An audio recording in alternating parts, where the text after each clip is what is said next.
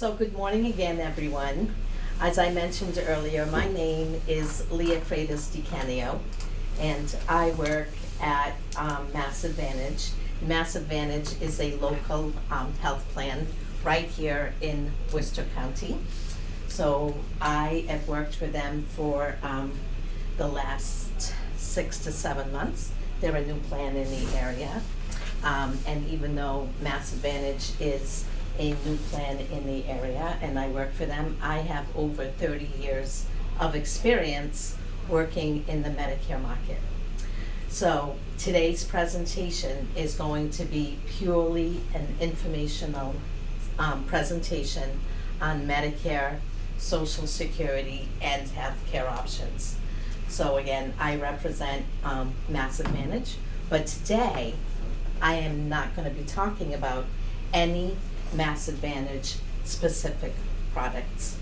I'm going to just be giving you an informational seminar on those topics that I talked about. As I mentioned earlier, I have my card here.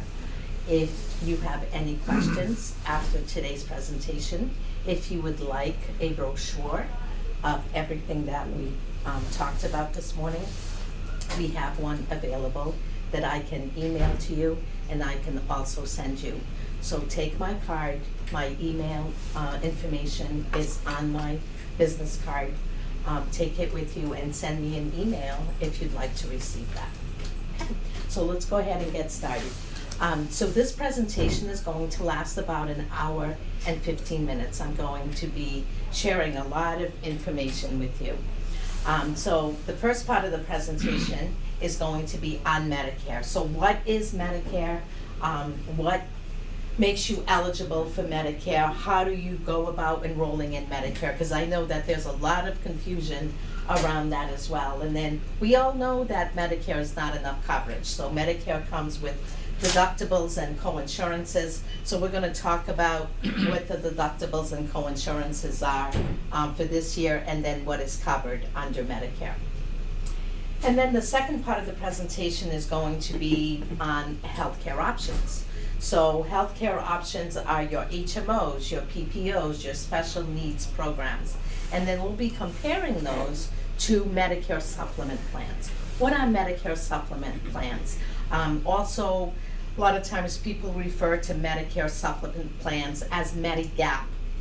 And supplement plans and Medicare Advantage plans work very differently. And typically people get those really mixed up. So we'll be dissecting those, if you will, and explaining the differences. So that the goal here is to make sure that when you're ready to make that decision, that you're able to make an informed decision. And then the last part of the presentation will be on Social Security. And I'm going to be focusing on retirement, survivor, and disability benefits, and then also how work affects your filing. So Medicare. Medicare is a federal government health insurance program. It falls under Social Security Administration, and it was started back in 1965. And look at this number here, 150,000 to 240,000 Americans each month qualify for Medicare.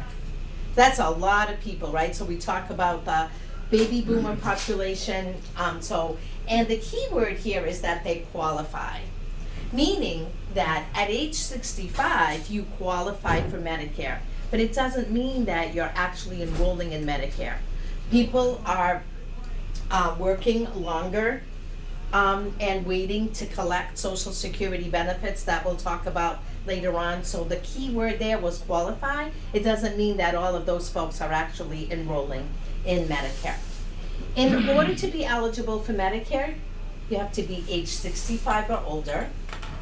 Also, someone that is receiving Social Security disability benefits. So you can be under age 65 and still be eligible for Medicare if you're collecting Social Security benefits for 24 consecutive months. So automatically on month 25, you become eligible for Medicare. Also, someone that has permanent kidney failure or end-stage renal disease, or a person with Lou Gehrig's disease or ALS. So this is the folks that would be eligible for Medicare. So there are 4 parts of Medicare. Medicare Part A is hospital insurance, and Medicare Part B is medical insurance. Medicare Part A and B is what is referred to as original Medicare. Then we have Medicare Part C, and Medicare Part C is Medicare Advantage. So this is a type of health plan that is offered by private insurance companies like Mass Advantage. And it's a plan that's going to help you cover some things that Medicare may not cover. And then you have Medicare Part D, which is Medicare prescription drug coverage. This was the program that was started, again, under Medicare back on June 1st, 2006. And this was to help cover prescription drug coverage. Now, as I mentioned, A and B is what is referred to as original Medicare. This is what is going to show on your Medicare card. And the way that you go about enrolling in Part C and D is to go through one of those private companies. So if you will, Medicare outsources this to private insurance companies. And we'll get into a lot more detail as we get through the presentation on what is covered.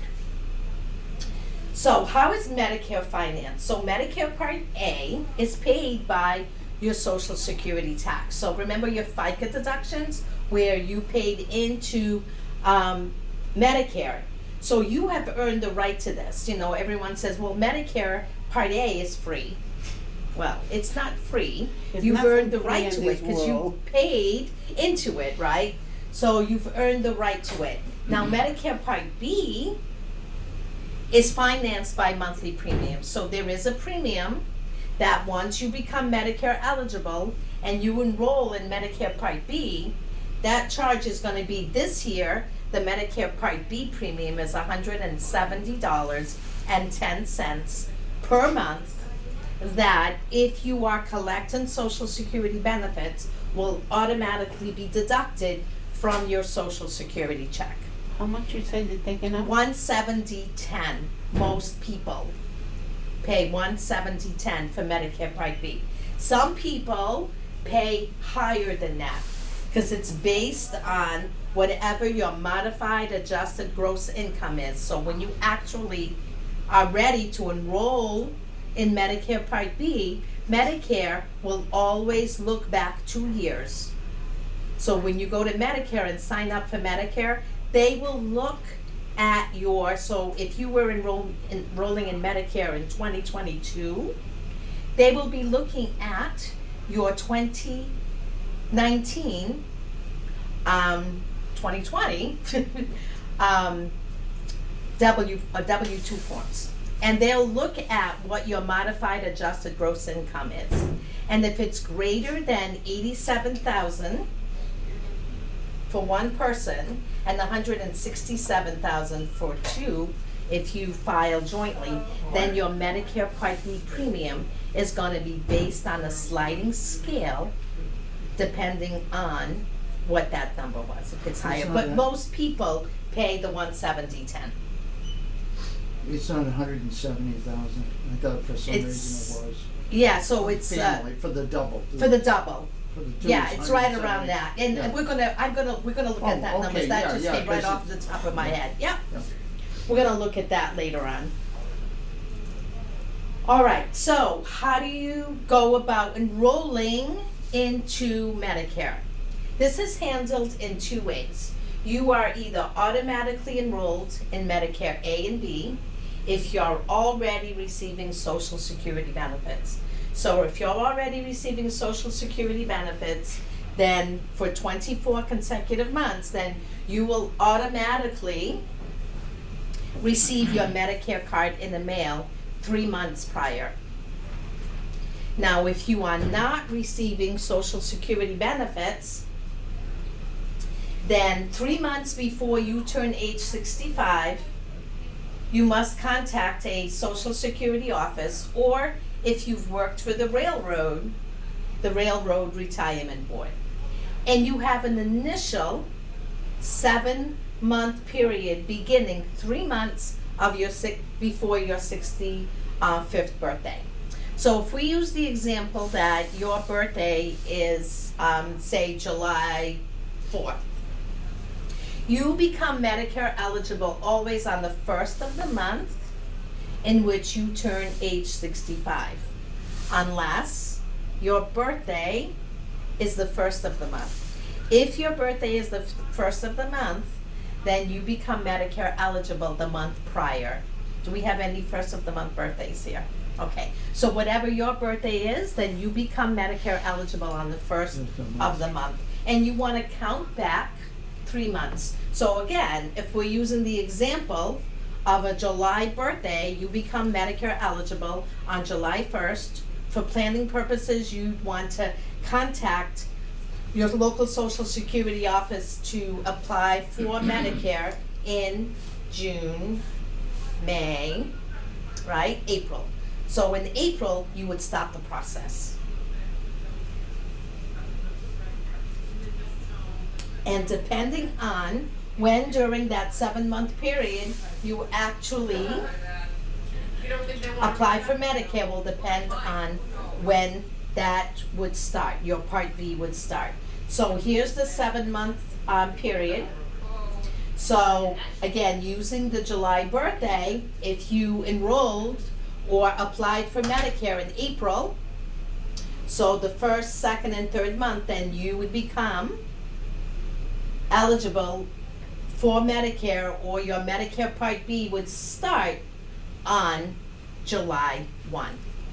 Now, say you wait, say you're not ready to enroll in Medicare yet, you're eligible, you're over age 65, you're eligible to enroll in Medicare, but maybe you have coverage, say, under your spouse, or you're continuing to work, and you have coverage under your employer, and you wait, then you can enroll after that. But during that 7-month period, if you wait to enroll, say, in July, then look, your Medicare Part B is not going to start until 1 month after, so it would be August.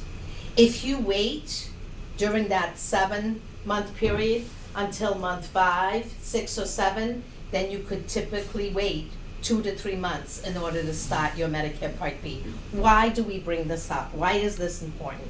The reason that this is important is because we want to make sure that you know that you're not going to have any lapse in coverage. So again, if you are leaving your employment, you're no longer going to be covered under your group coverage or your spouse's employment, you want to make sure that you apply early enough so that you're not left with any lapse in coverage. Does that make sense?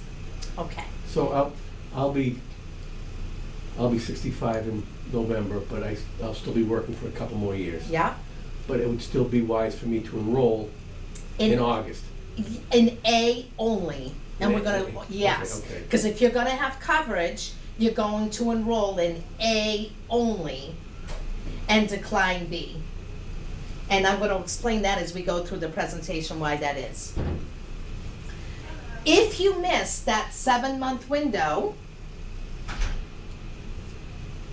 then the next Medicare open enrollment period is not until January 1st through March 31st.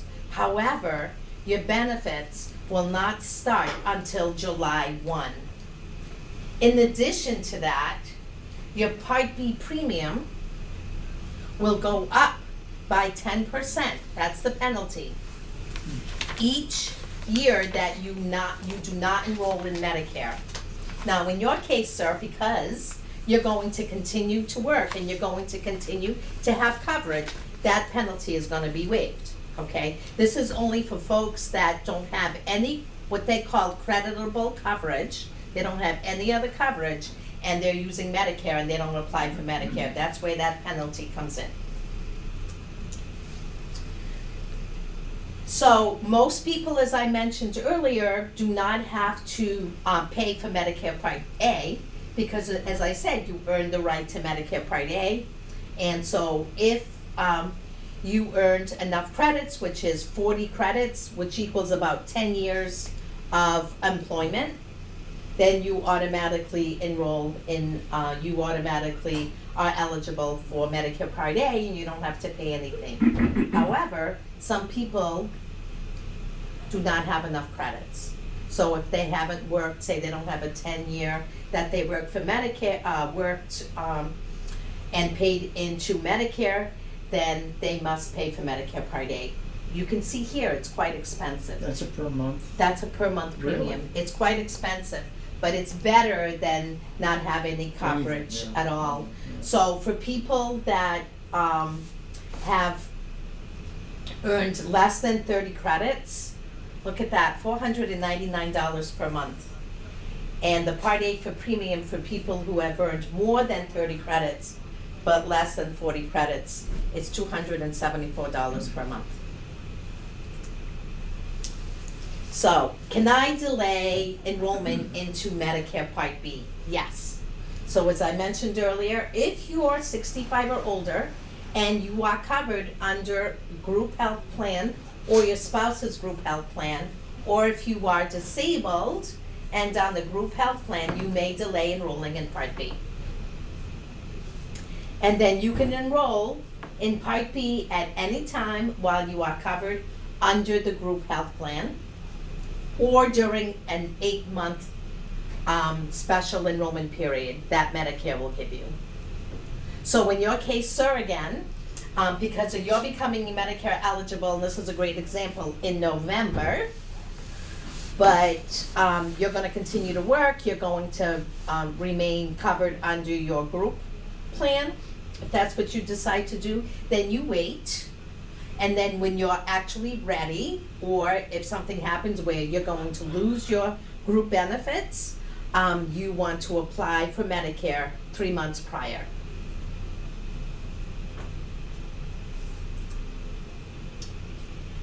And again, if you miss that 8-month period during where you lose that group plan, because they're going to allow you 8 months, then you have to wait until the general open enrollment period, which again is January 1st to March 31st.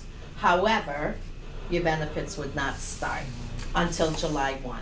So again, very important to know this and what these rules are, because you want to make sure that you do this in a timely fashion so that you are not left with any lapse in coverage. You want to make sure that you are covered.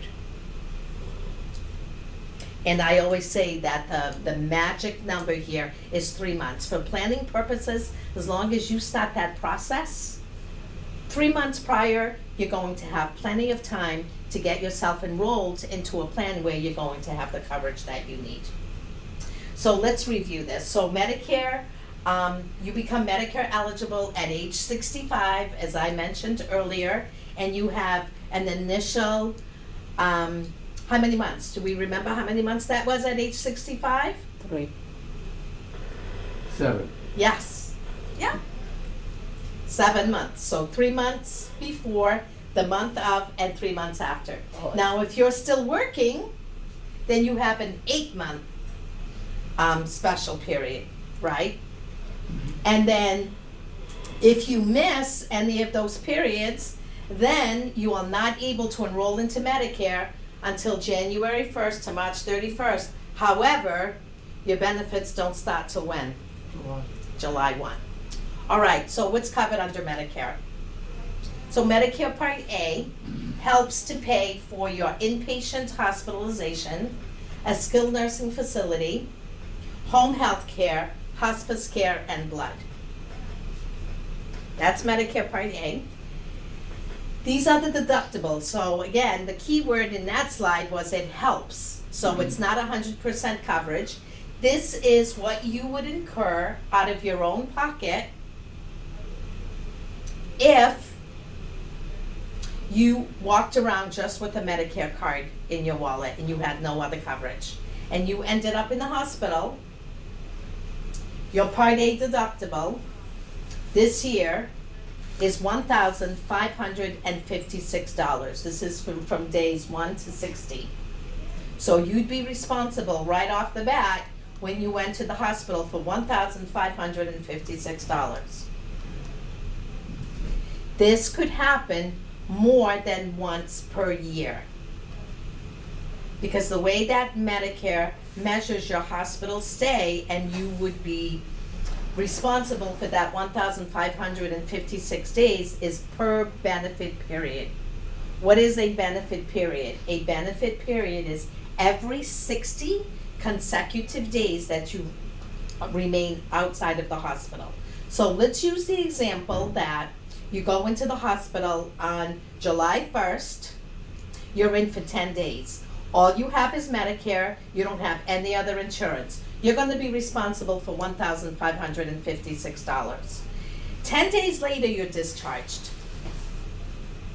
You remain discharged, but you remain discharged for 60 consecutive days. On day 61 or later that year, you're readmitted. Even if it's for the same diagnosis, you would pay that $1,556 again. That's how they measure the benefit period. Now, if you're in for consecutively for days 61 to 90, look at this number, $389 per day. For days 91 to 150, which includes 60 lifetime reserve days, look at that number, $778 per day. And Medicare doesn't cover any inpatient hospitalization beyond 150 days. So you would be responsible for all costs after that. Now with the skilled nursing facility, this is where you've been in the hospital, you're not quite ready to come home yet, but you no longer need that extensive level of care you'd be receiving in the hospital setting. So maybe you need some rehab, you need to go in for some rehab services. The first 20 days, Medicare covers you at 100% in a skilled nursing facility, so you would not incur any out-of-pocket costs. But for days 21 to 100, you'll be responsible for $194.50 per day for a skilled nursing facility. So that was A. Then we have Medicare Part B. What does Medicare Part B help pay for? It helps pay for your medical expenses, your doctor's visits, your lab work, your x-rays, your home health care. If you need any type of day surgery or outpatient hospital treatment, again, blood, ambulatory surgical services. Medicare has preventive benefits that you would be covered under Medicare Part B, like your annual mammograms and so on. Your durable medical equipment, your crutches, your wheelchairs, and ambulance services. So anything else that falls under Medicare Part B is something that you're not actually admitted into the hospital for. Now, Medicare doesn't cover everything, and so they don't cover all those other preventive services that we'll talk about later on during the presentation. So here are the costs for Medicare Part B for this year. The monthly premium, oh, look at the numbers, so it's even gone up. I was going back, so it's $182,000 per couple. Oh, so it has gone up. Yeah, it's gone up. So the Medicare Part B premium this year for most people is $170.10. The annual deductible is $233. You only have to meet this deductible once. And then Medicare will cover you at 80%, and you'll be responsible for 20% of those services. Your adjusted Part B premium that we talked about earlier, so that, as I said, Medicare always looks back 2 years. So with someone that has a greater income than $91,000, if they file single or jointly as a couple, $182,000, your Part B premium is going to be based on the sliding scale, whatever that number is on your 2020 IRS tax returns. So here's what Medicare does not cover you for. It does not cover care outside of the United States, except for Canada and Mexico. Custodial care. So custodial care, what's custodial care? So help with bathing and feeding, those types of services. Eyeglasses, hearing exams, hearing aids, most dental care, most immunizations, and private nurses. So as you become Medicare eligible, some of the things you want to make sure that you're thinking about is, again, just to review Medicare, you become Medicare eligible at age 65 or older. You can be Medicare eligible if you're under age 65, if you have been deemed disabled for 24 consecutive months. On month 25, you automatically become eligible. Also, Lou Gehrig's disease, or end-stage renal disease. Your Medicare benefits that we've just gone over, I think we can all agree that Medicare is not enough coverage. If you're going to get any message from this session today as far as when to apply for Medicare, you want to make sure that you apply early enough. Because again, you do not want to be left with any lapse in coverage. You want to make sure that once you're ready to retire or you're losing those group benefits, your Medicare is going to start, that you're going to have your Medicare in place as well as another plan in place that's going to give you the coverage that you need, and everything will start at the same time so that you're not left with any lapse in coverage. Make sense? Okay. So now let's look at what your healthcare options or products that are available under Medicare out there for you. So I think, as I said, we can all agree that Medicare is not enough coverage. So how do you go about filling in those gaps and getting additional benefits that Medicare doesn't cover you for? So you can either travel down the road of Medicare Advantage or Medicare Supplement. It's one or the other, right? Which one is better? There's no, better plan. It all depends. It's a very personal decision based on whatever your own personal needs are. And so we're going to provide you with this information so that you're able to make an informed decision as to what is best for you. So first we'll look at Medicare Advantage plans. What are Medicare Advantage plans? They're also known as Medicare Part C. So remember at the beginning of the presentation I said we have Medicare Part C. That's what a Medicare Advantage plan is. It includes hospital, medical, preventive care, and may include prescription drug coverage in one plan. Most plans include supplemental benefits. So when we were talking about Medicare, I said Medicare doesn't cover dental, it doesn't cover fitness, it doesn't cover hearing, vision, etc. These Medicare Advantage plans are going to, depending on what plan you enroll in, and there are different plans out there that you can enroll in, they're going to provide you with the extra supplemental benefits. The way that these work is that this plan, the Medicare Advantage plan that you choose to enroll in, has a contract with CMS. CMS are the Centers for Medicare and Medicaid. So they're the folks that administer your Medicare benefits. CMS pays that plan a certain amount of money each month to take care of you with. So if you are a member of a Medicare Advantage plan, when you visit any provider, you're going to show one card. Now, you don't ever lose your Medicare benefits once you have them, but you're not using Medicare because, if you will, Medicare is paying ahead of time for you. So they're already paying that health plan. So when you go to a medical provider, you're going to show the card of your Medicare Advantage plan so that your provider knows to bill that plan directly. Very much like you want to think about Medicare paying, CMS paying the health plan like your employer. Right now, your employer, right, pays a monthly premium to that health plan. And when you visit a provider, you use that card. You want to think about CMS as that because they're paying the health plan. Now, you're eligible for a Medicare Advantage plan if you have Medicare Parts A and B, and you will continue to pay for the Part B premium. So again, this does not replace that. So you're going to continue to be responsible for the Medicare Part B premium. You also need to permanently live within the Medicare Advantage plan service area. So an example of a Medicare Advantage plan, as I mentioned earlier, is Mass Advantage. The company that I work for offers a Medicare Advantage plan.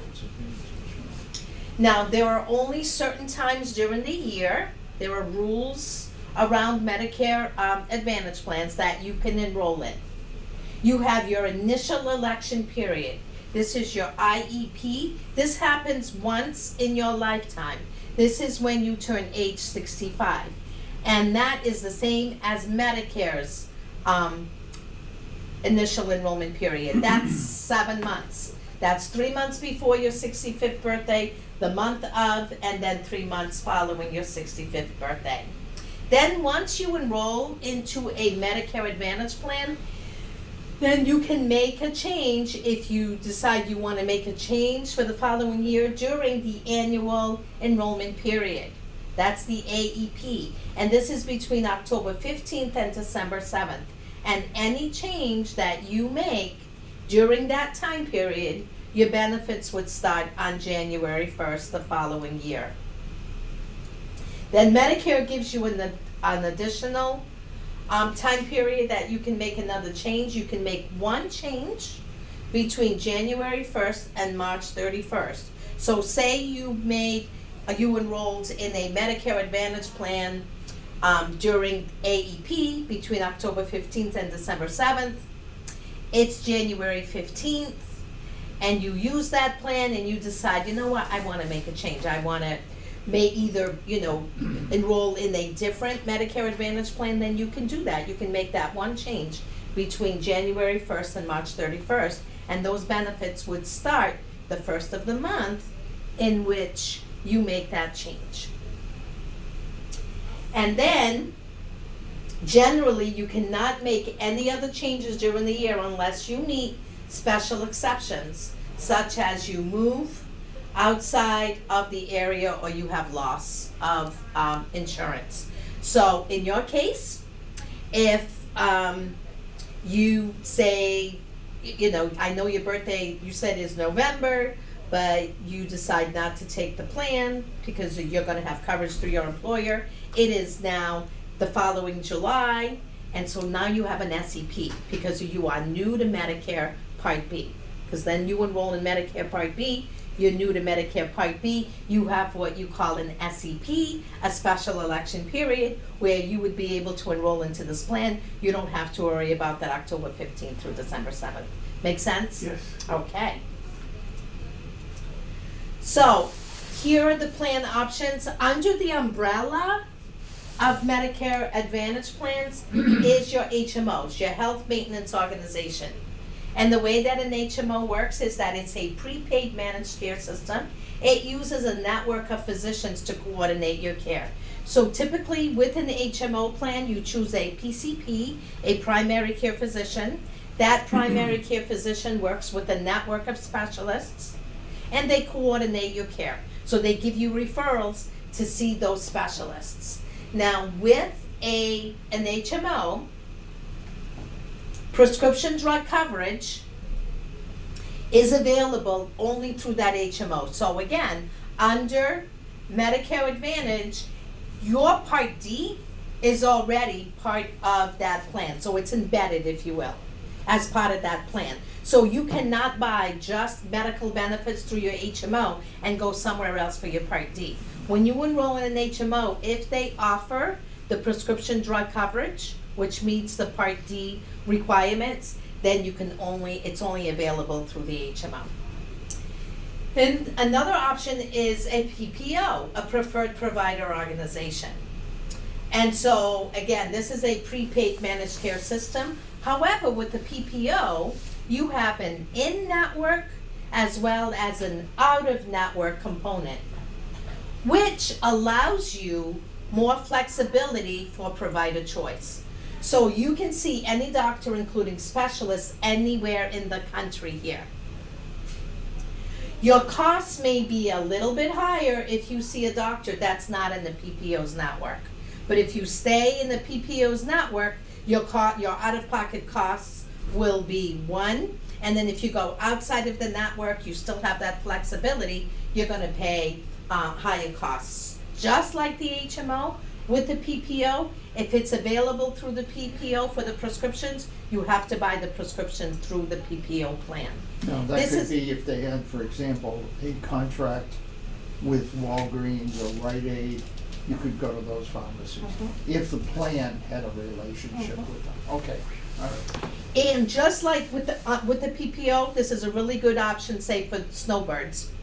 So you have folks that are here in the area, and maybe they live outside of the area, you know, Can't wait for a boy. exactly, and they want to be able to, they're getting some care outside of the area, they're able to do that.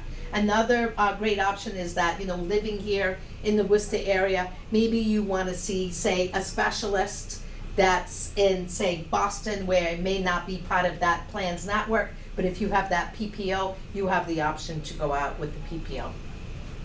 So again, it just gives you more flexibility as far as provider choice.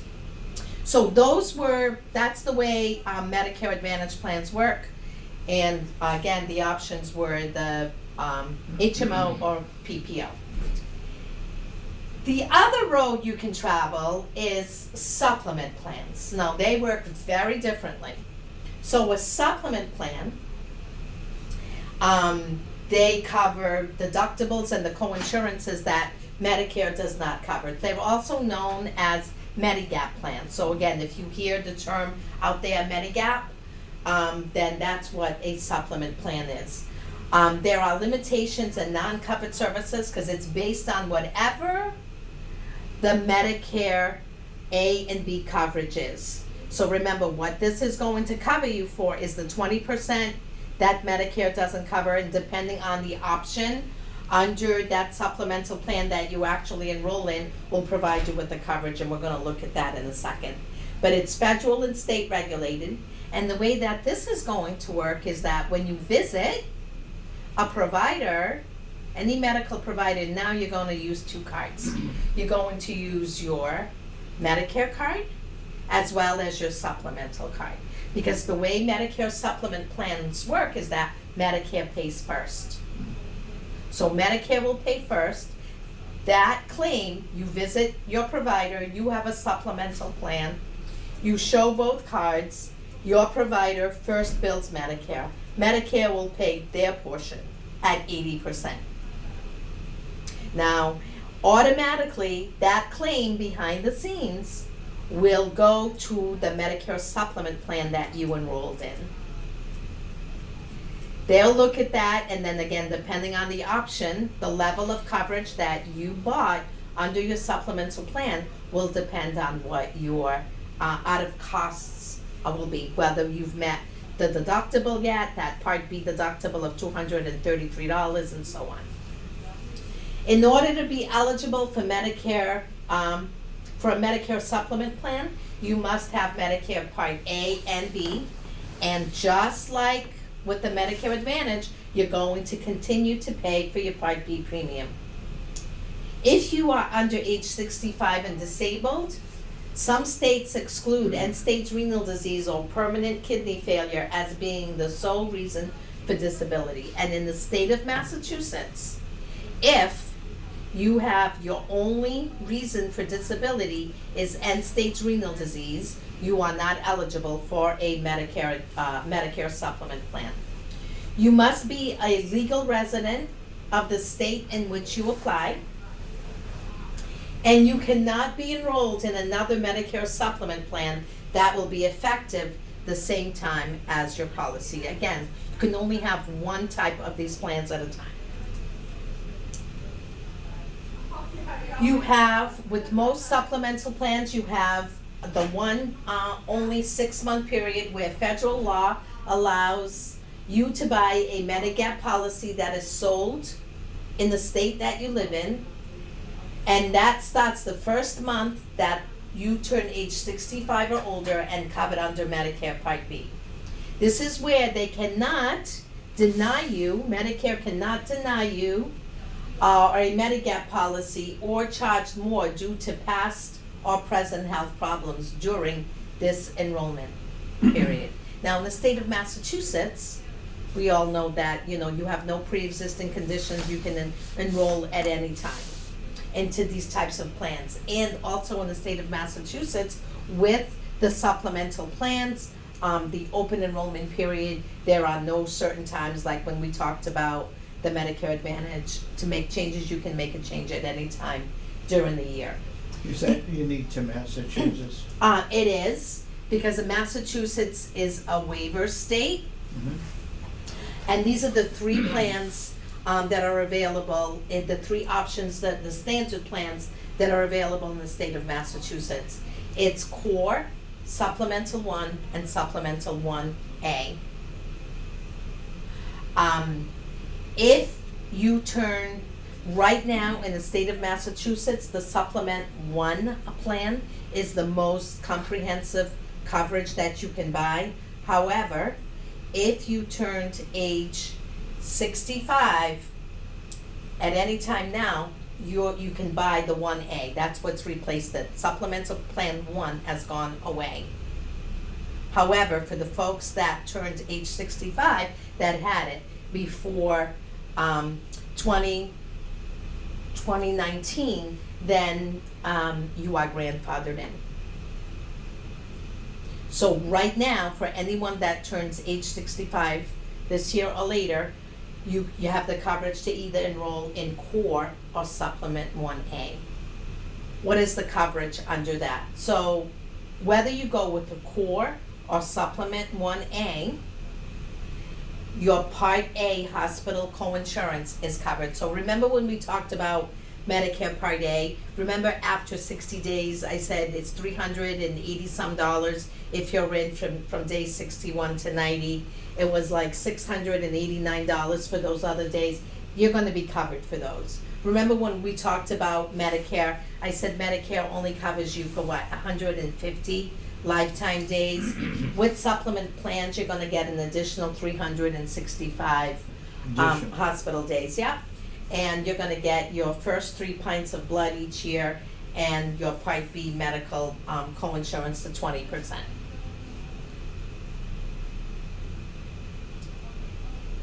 Some plans offer coverage for, again, the Medicare deductibles, the skilled nurse facility coinsurance, your office visit co-payments, and foreign travel benefits. So for instance, the Supplement 1A option, under Medicare Supplement, that's the most comprehensive option you can buy right now under Medicare in the state of Massachusetts.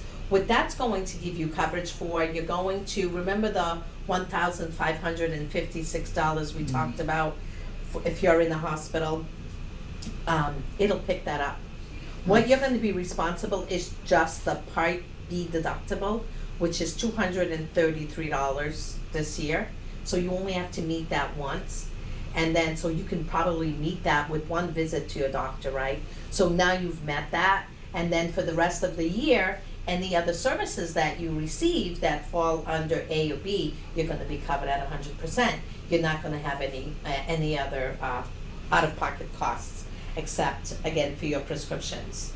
Let me just go back to that, because let me talk a little bit about prescription drug coverage. Medicare supplement plans do not include Part D, so they don't include your prescription drug coverage. So now you would buy what you call a PDP, a private drug plan, again, that you can buy. So in this instance, if you enrolled, say, in a Medicare supplement plan, you could be carrying around 3 cards. So you'd have your Medicare card, right? You'd have your supplemental card.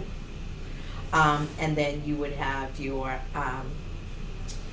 Part D card that you would use when you go to the pharmacy, because Medigap plans, Medicare supplement plans, do not include prescription drug coverage. What plans do most people enter? What's the most popular? The Medicare supplement or Medicare Advantage, is that what you Yes. mean? Or it depends. So again, it's so dependent on your own personal needs. Some people love the fact, Medicare Advantage plans are very, very, very popular today, because there are a lot of plans out there that are at a 0 premium. It fits your needs. You're getting the coverage that you need. When you're thinking about, comparing the two, what you want to think about is that with a Medigap or a Medicare supplement plan, these premiums are typically higher. They're much higher than a Medicare supplement. So the average cost, say of a Medigap, Medicare supplement plan for that 1A plan right now is probably right around $200 a month. So you're talking $200 a month plus the $170.10, and now you need a Part D plan, which is gonna cost you probably right around, between $45 to $50 a month. So what you're paying for all of that coverage up front. You may or you may not use it, but that's insurance, right? With Medicare Advantage plans, you can get those, because remember now, Medicare is paying that health plan a certain amount of money. So even though you're paying co-payments, if you will, for those types of plans, you're paying as you go along. I mean, you're either gonna pay now or later, but you could, if the risk is that with a Medicare Advantage plan, you're not paying anything, but if you go to the doctor, you're gonna pay a small co-payment. You're not paying all that premium. So they're very, very popular. And they include the prescription drug coverage. So when you're looking at a Medicare Advantage plan, the things that you wanna look at is, do my doctors belong? Are they in the network? But then you have, the PPO options out there and so on. Did that answer? Okay. All right, special needs. I'm not going to spend a lot of time here. These are plans that were designed to improve quality of care. They're for folks with complex healthcare needs,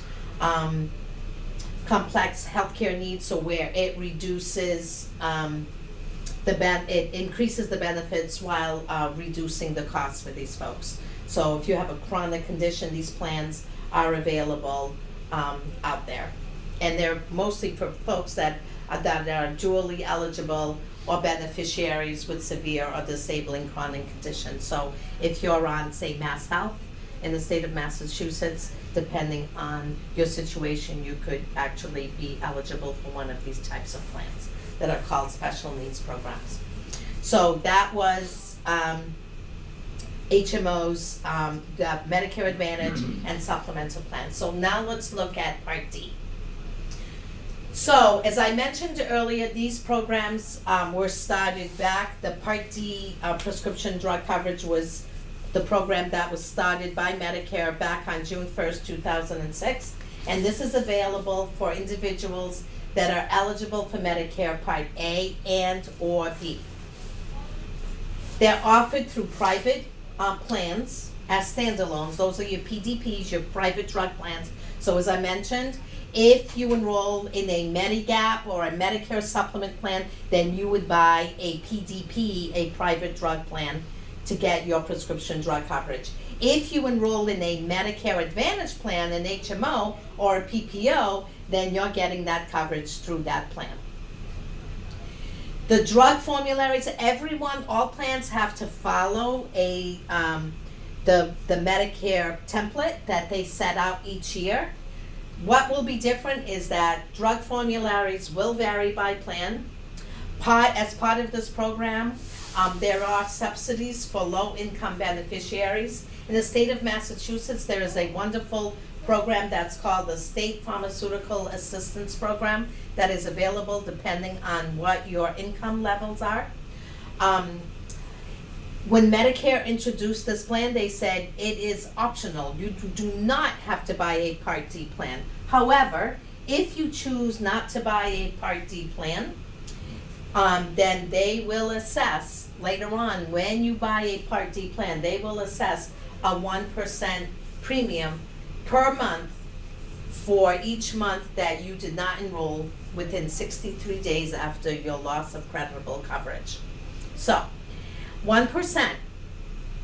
What Medicare will base this on is whatever Medicare sets as what the national average is. So right now, they set it at $45. So you're talking 1% of $45, not a lot of money, 45 cents, right?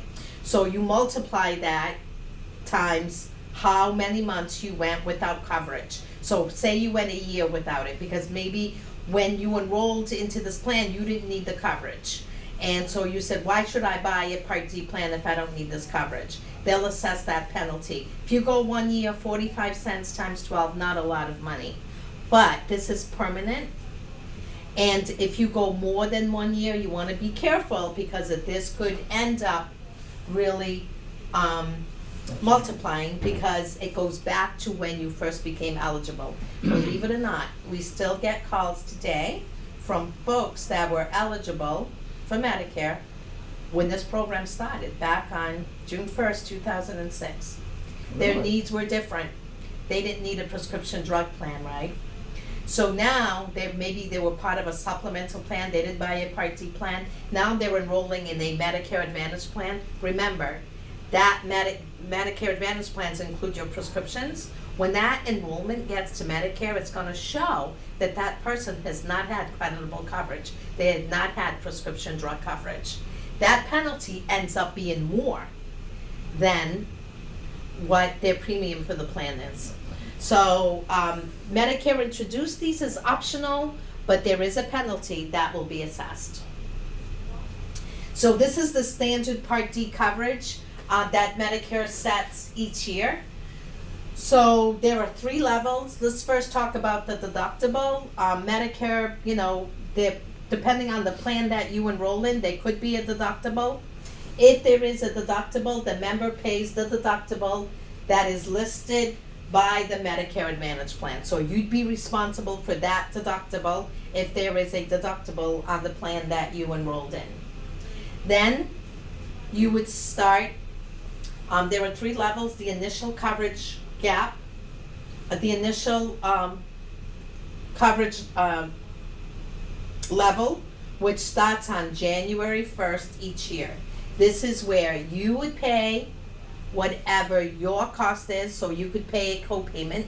The plan would pay its cost share, and then that combined total goes towards $4,430.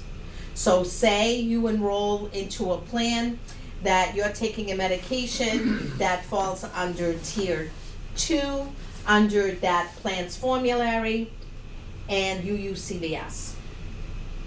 So you go to CVS, the cost of that medication, if you had no insurance, is $100. But you have insurance, you have a Medicare Advantage plan, and your co-payment responsibility, because it falls under Tier 2, let's say is $10. You pay the $10, the plan pays $90, that combined $100 starts going towards $4,430. Once you meet the $4,430, that's when you go into the coverage gap. This was the infamous, what people used to call this, the donut hole. So when the program first started in 2006, this was a true gap. So this was a true hole. Once you hit that, you had no coverage there. Now you do have coverage. So now the member and the plan have reached the $4,430. You move into the coverage gap, and now you pay 25% of the retail cost of the medication, and it's regardless of tier. And the pharmacy discount program pays 75% of the medication, and you stay in the coverage gap until the member and the pharmacy discount program reach a combined total for this year of $7,050. So let's break that down a bit.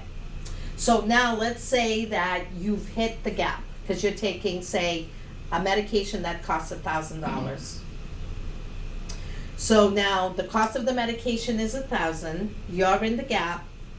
You're going to be covered. The pharmacy program is going to contribute 75%. So you're going to be responsible for 25%.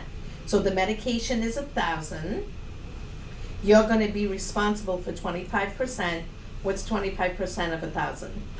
$250, right?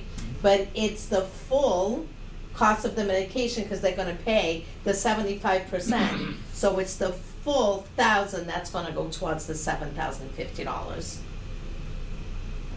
And then once you reach that, then you move out of the coverage gap into the catastrophic coverage.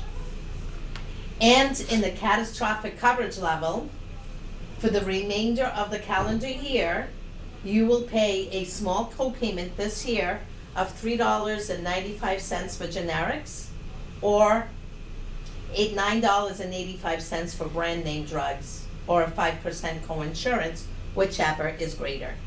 So that's Part D. If you have employer group retiree coverage, so if you have, say, coverage through the city of Worcester, or if you're still fortunate enough to get retiree benefits, most companies don't offer retiree benefits, you want to make sure that you contact your administrator to understand your plan options.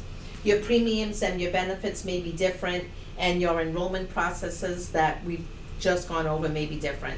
So again, if you're fortunate enough to get retiree benefits through your company, you want to make sure you go through them to get all the information that you need.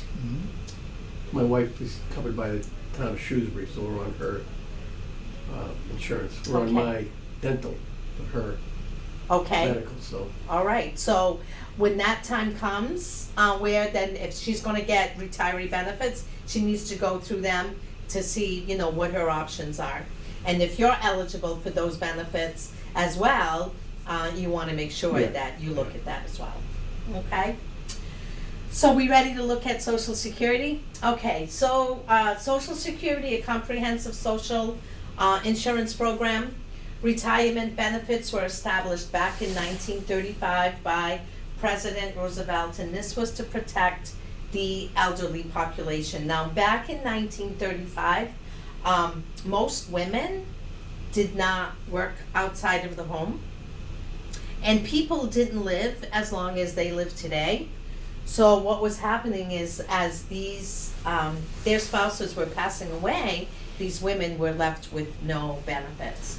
So later on in 1939 is under Social Security Administration, where they added the survivor benefits. And then later on in 1956 is where they added the disability benefits under that. Just a little bit of some fun trivia about the first person to collect a Social Security benefit check was a woman by the name of Ida Mae Fuller.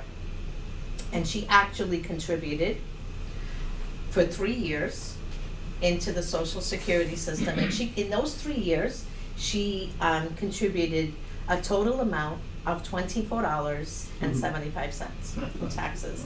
Now, I've just told you that people didn't live as long as they live today, but guess what? Ida Mae Fuller lived to be 100 years old. So in that time period, she ended up collecting $22,888.93. So again, just a little bit of trivia. So we all know that Social Security, right? Your Social Security benefits are not enough to live on. So it only replaces about 42% of the average wage earner's salary. We all know we all need, and we've planned, it's never too early to stop planning for our retirement. We all need other sources of income, such as investment, insurance, IRAs, pensions, and other sources of bank statements. Then you have your Social Security benefits that we're gonna focus on today are the retirement, the survivor, and disability benefits. So who qualifies for Social Security? You qualify for benefits if you are at least age 62 or older. You have worked at least 10 full years with Social Security taxes being withheld, earning 40 credits. So this equals, earning 40 credits equals about 10 years of employment. Your spouse or ex-spouse worked 10 plus years, and you qualify based on his or her work record. So you could have a spouse where maybe they don't have enough credits, they didn't work enough to get their 40 credits, they could actually be eligible under your work record for benefits. Your spouse at age 62 years old is eligible under your work record at any age if your spouse is caring for a child under age 16 or disabled. Divorced spouses may also qualify. Your children may also qualify if not married under 18 under 19 if still in high school, not married and disabled before age 22, but benefits may be reduced as much as 25%. So depending on when you actually choose to start collecting your Social Security benefits, at age 62, your benefits could be reduced at 25%. When do you file for Social Security? At age 62, as I mentioned, your benefits are going to be reduced as much as 25%. If you wait till your full retirement age, this is the age when you can claim full benefits based on the year that you were born. So, and that's different depending on the year that you were born. We're going to look at a chart in a second. But as the longer you leave your Social Security benefits in, then those benefits will continue to increase. If you leave your Social Security benefits and you choose not to start collecting Social Security benefits after your full retirement age, if you choose not to collect, those benefits can grow by 8% until age 70. So full retirement age, so as you can see here, in 1937, your full retirement age was at age 65. What you saw in the reduction of benefits if you chose to collect as early as 62 was 20%. Then it started going up by 2-month increments, and so did the reduction. Right up until that period of 1943 to 1954, where your full retirement age is age 66. If you decide to collect earlier at age 62, then you see a 25% reduction there. And then it starts going up again, as you can see, right up until age 59, where 66 and 10 months is the full retirement age. And then if you decide to collect as early as age 62, then that reduction is 29.2. So what do you do, right? So, I mean, it depends on, again, never too early to start planning for our retirement.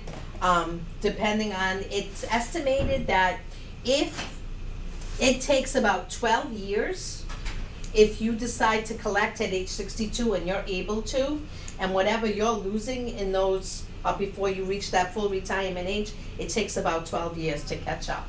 The other side of that is, you've got those benefits, you paid into them, you know, how long are you going to live? How long? So that's, again, very personal decision depending on, you know, how we've planned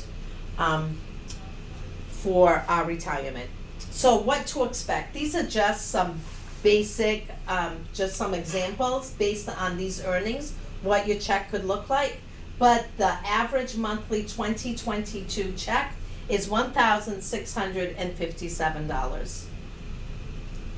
The maximum that you can collect in 2022 is $33.45.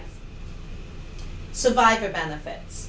So again, widows and widowers are eligible for benefits as early as age 60. Those benefits would be reduced. As early as age 50, if that spouse or survivor is disabled, if the disability occurred within 7 years of the spouse's death, or at any age if they're caring for a child of the worker under age 16 or disabled. Children also eligible if unmarried child under 18 or 19 if still in high school, unmarried child that's been medically documented before age 22 as disabled, who continues to be disabled regardless of age at the time of parents' eligibility. So these are your survivor benefits. This is what you can expect to receive under survivor benefits. A widower or widow, $1,553 per month. A widow or widower with 2 children or more, $3,187. This is this year. This is equivalent to about a $476,000 insurance policy for the average income earner with a spouse and 2 children. Now, we must talk about that lump sum death payment of $255 for the living or entitled spouse. So this was put in place obviously a very long time ago, and this was to help with funeral costs, right? What's the average cost of a funeral today? About $9,000-$10,000. Yeah, about $9,000-$10,000. Why do we bring this up? The reason that we bring this up is because in order for you to, it's in there, it's in the system that people are eligible for. But it's not going to automatically be sent to the widow or widower. You have to actually apply for it. So typically when, if we've all had the unfortunate opportunity to plan a funeral for one of our loved ones, what will happen is your funeral director will, typically tell you, Medicare has been contacted, they'll take care of that, and it'll automatically stop the payment coming in, your check, right? But it will not automatically trigger for that $255 death benefit. So that's the reason we bring it up. Make sure that you apply for it. Disability, let's look at that now. Your disabled worker right now is $1,350 per month. That's what the benefit looks like. A disabled worker with a spouse with one or more children, $2,383 is the disability benefits. So how does work currently affect your filing? So some people may decide to start collect Social Security benefits before their full retirement age and continue to work. They can do that. However, if you're under full retirement age, you're only allowed this year to make $19,560. So you can only earn $19,560 if you're under full retirement age. And if you earn more than that, for every $2 above the $19,560 that you earn, $1 in benefits will be taken away. So literally your Social Security benefit would be cut in half. Now that changes in the year that you turn full retirement age. That number goes from $19,560 to $51,960 in the year that you turn full retirement age. And for every $3 above the $51,960 that you earn, then $1 in benefits will be taken away. Now, when do you pay for that? The way that you would pay for that is the following year when you actually file your income tax. It's going to show that you earned more than the $51,960. So then that'll be calculated, and then you'll have to pay that in taxes. So that's the year you turn full retirement age. Once you reach full retirement age, then you can earn any amount. So, with me being born in 1957, my full retirement age is 66 and 6 months. Mm-hmm. I can make, if I was to work after that, I can make You can earn any amount until age 70. Yeah, until age 70. I want to break this down a little bit here. In the year you turn full retirement age, so that goes up. So depending on when your birthday is, so if we use a January birthday, for instance, so a January birthday, they become full retirement age on January 2nd. Say that their birthday is January 2nd. So now they've continued to, they're not collecting Social Security benefits yet, right? So now they've continued to work. They turn their full retirement age on January 2nd. So now if they have not collected benefits, then they can earn any amount. If they were collecting benefits already, then on January 1st, they could start earning that $51,960. If they were already collecting benefits, so that if they wanted to work more. Now let's go to the other side. So let's say that your birthday is December. So now your birthday is December, because remember now, this is in the year that you turn your full retirement age, for each $3 above the 51,000. So during that year, so from January 1st right up until November 30th of that year, because remember, you're not full retirement age until December, that goes up to the $51,960. So, this is how you would go about applying for Social Security. You can do it right online. You can call them. You can actually now with COVID, they have appointments that are available where you can call Social Security. You can set up an appointment, a phone interview appointment where you can apply. These are the documents that you may need.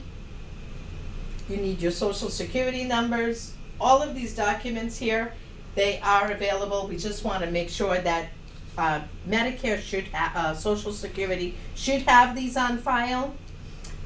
You probably won't need them, but we tell folks that this is what typically you would need, just to have them ready, just in case you're ready to apply and Social Security says we don't have this on file for you. So this is just a list. These are some resources that are available for you, so that we have the Mass Advantage number up there. You can use this as a resource. I have got my cards here. At any time, you can feel free to give me a call. My email is there. If you need this, not this presentation, but we have a brochure that goes over this presentation and lots of detail that I can email to you. Feel free to give me a call and also use me as a resource. We have the number to the Massachusetts Medline. This is great information if you're looking for a PDP, a private type drug plan. Prescription Advantage is another really great resource. And of course, Shine. Right here at the Senior Center, they have the Shine counselors, so that if you need help, that's a great resource. You want to make sure that you compare all of your options, decide what's important to you and what coverage you need. As I keep saying, you know, there is no what plan is better than the other. It's a very personal decision based on whatever your own personal needs are. So you want to look at, you know, what the cost factors are.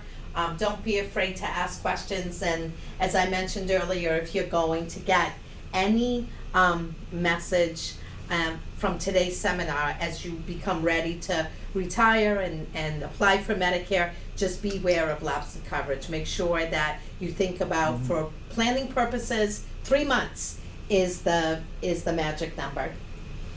Thank you so much. Thank you. I know that this was pretty informal this morning because we had a small group, but hopefully I've answered most of your questions, but I'm happy to take any other questions. This was great. Thank It was you. wonderful. You did a great job. Yeah. Oh, thank you. Big Thank help. you.